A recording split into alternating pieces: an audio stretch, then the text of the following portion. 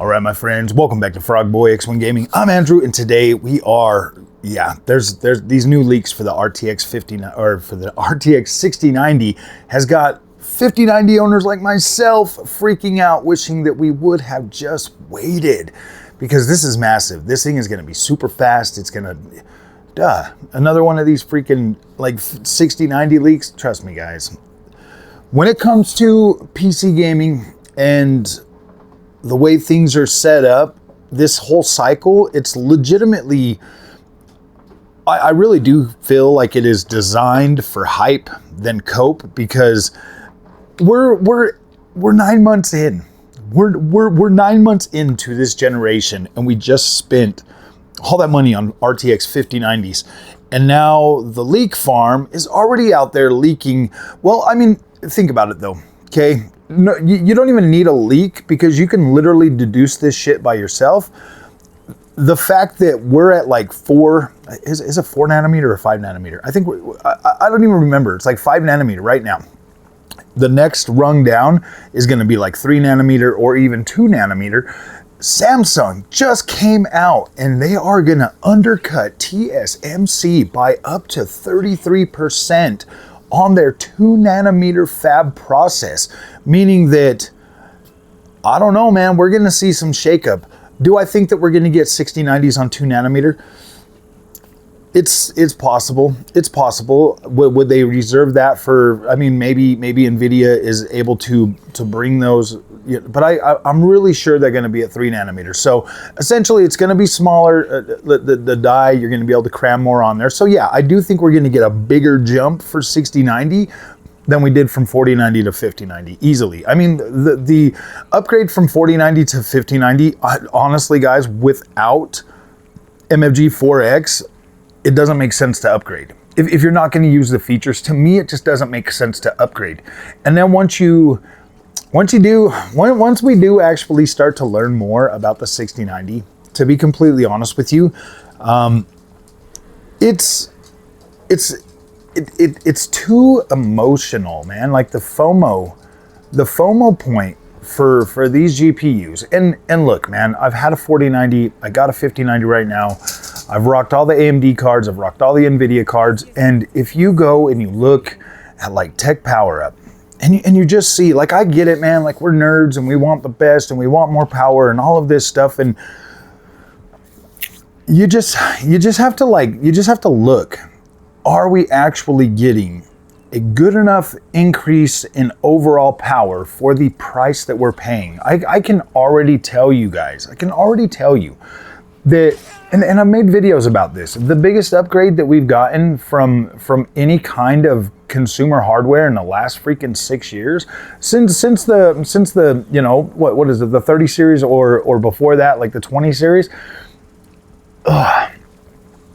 It's crazy. It's crazy. These days are absolutely nuts when it comes to PC hardware.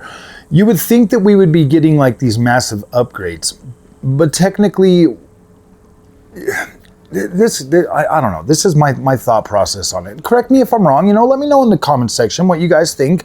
But I get to a point where I'm like, okay, I see the power going up. You know, I mean, like I started this generation with an Xbox Series X and the PlayStation 5. One of them was 10 teraflops, the other one was 12 teraflops.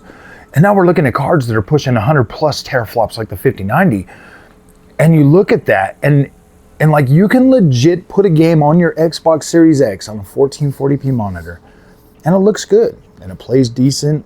And you're like, okay. I mean, if you put it on 4K, obviously you're going to get a little bit of like, it's not going to look that great. But if you play on 1440p, you know, most Xbox, PlayStation games, they've got a 60 FPS mode nowadays, which is fairly decent. Like it gets the job done. It's not like overbearing or nothing, but it feels good. It feels better than a 30 FPS experience. And then I sit on my 5090, okay, my 5090, and I don't use any of the features on it, and I'm playing Assassin's Creed Shadows, and I get 60 FPS. Yes, it looks incredible, and it's running at native 4K, but it still looks incredible on a PlayStation 5 Pro at 60 frames a second with the ray tracing features at 1440p. It still looks incredible. it still looks incredible, and it's still giving me essentially the same freaking frame rate that a 5090 is at 4K maxed out.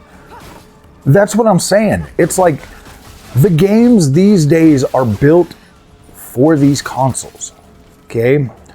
Sony, all the bigger publishers, Square Enix, most of them, they are doing everything they can to bring 60 FPS gaming to the console level.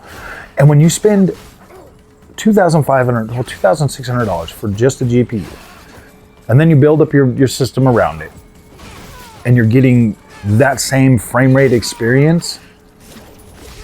I mean, obviously with PC, you can use DLSS, you can use features, you can use frame generation, all of that stuff, okay? Like, I get it. Like, you can get a significantly better experience. But think about that for a minute. Think about that for a minute. You can play these games on a console at 60 frames a second, which is good. Like, that's good. That is an enjoyable experience to play games. And then you look at like the 5090. Yeah, you can still play it at 60 frames a second. You can max everything out. You can get 4K. The PlayStation 5 Pro costs $750. I think they went up a little bit more.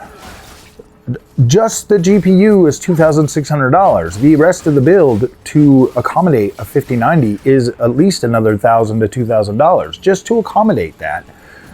I mean, you can do it cheaper or whatever. I mean, you can do whatever you want, but the outcome is still the same. Like, you're spending significantly more money on this PC, and we're not getting a big enough upgrade throughout this generation because the games are built for the consoles. And so it doesn't matter how much money or power we throw at it. You can still beat a PlayStation 5 Pro with, like, seriously, like 7800 XT. 7800 XT. You can even go lower. Like 9060 XT can still beat PlayStation 5 Pro, give you higher frame rates and better overall image quality, even at 4K. Even at 4K. So I guess is what I'm trying to say is I see everybody out there making all these like predictions and stuff for the 6090. But does any of that even matter until we find out what the next gen consoles are really gonna do, like where they're gonna be, how much VRAM they're gonna be bringing with them? I guess is what I'm trying to say is I feel confident right now that like the PlayStation 6 and the Xbox Next or whatever isn't gonna be significantly more powerful than what we already have in terms of like PC space, because in PC space, like if you look at just the numbers, we are significantly further away. Like our 60 cards are outclassing. This gen's 60 class cards are still outclassing the freaking PlayStation 5 and Xbox Series X by a lot, by a huge margin. And so when I think about a 6090, because I already kind of feel like I've got just so much power with my 5090 just sitting there idle most of the time. You know, when I'm playing a lot of these games, like it is a robust beast, and it really is like overall like incredible. Like I guess at this point right now, like I don't even foresee the 5090 truly getting maxed out for a while. But I'm pretty sure people on the 3090 thought that too. And for the most part, like you're still good. Like you can easily play anything the consoles can do that much better. You know, you can. I bet with a 5090 you could still play a lot of these games using DLSS. And see, that was my problem with the 30 series is I never really used anything less than quality DLSS. But now, knowing what I know and going through the experiences that I've been through, it's like, man, sometimes I feel legit ridiculous. I'm not even joking. Like I feel legit ridiculous for the attitude that I had back when I first started PC gaming, because it's like, man, a lot of that stuff from the very beginning of this console generation, started with the 30 series. I've still got an RDNA 6800 or RDNA 2 card that I put in there, and I'm like, oh my gosh, man, like, dude, I was ridiculous at the beginning of this generation. And so when I think about stuff like the 6090 leaks, that obviously, you know, just doing your own deduction, you can tell that, yeah, it's probably going to come with more VRAM, probably have 48 gigs of VRAM, maybe even more. It's probably going to be on a 3 nanometer die, so you'll be able to give it a really good uptick. You know, you'll get a pretty decent uptick. You'll be able to get more transistors, a better power draw, maybe probably the same power draw, but you're going to get a good bump in overall quality next generation. Like it should be 40 to 50% better than what we've got right now. Like, it should be better. Because this time we didn't even get a die shrink. I mean, we didn't even get a node change, and we've got, you know, up to 30%. So we're gonna get a pretty decent boost on the next generation cards. So I would just, I don't know, man. I guess where I'm at is like, in the here and now, we have a 5090 as the top end. Okay, that's where we're at. That's where we're at, here and now. And so yeah, trying to weigh that versus the next generation cards, because if you really think about it, yeah, dude, the freaking 50 series is a disappointment. It just is. Like, if you're looking at like the 4090 to the 5090 and you're not giving NVIDIA any credit for multi-frame generation or anything like that, this is a very disappointing generation, gen over gen upgrade. It's essentially like just getting a car that's a little bit better. You know what I mean? Like, it's just slightly better at the same price, slightly better. But the 5090s are not the same price. They're like significantly more, but you do get 32 gigs of VRAM. It is, I don't know. I just don't understand why these type of videos, these leak videos for 6090 get so many views, and people just, why does everybody want to live on just hype? I don't get that, you know? It's like, maybe these videos make it so you don't buy the thing right now, and I don't know. I don't know what to say anymore, guys. Like, the whole PC space kind of freaking drives me wild at times. Seriously, it really does. The only thing that 5090 is doing right now is making me wish that AMD had a better, stronger card this generation, and that's the only thing I would like to see. I would like to see something from AMD that could match the 5090, at least on paper. I don't care if the ray tracing, I don't care if it loses in ray tracing, like, I don't really care about that too much, but at least give me like the frame rates and stuff that the 5090 is doing. I would be very happy with that. Like, I would be very satisfied. So, all right, my friends, if you guys like this content, let me know in the comment section if you want more of this. If you don't, I don't know. We'll see you in the next one. Thanks for watching.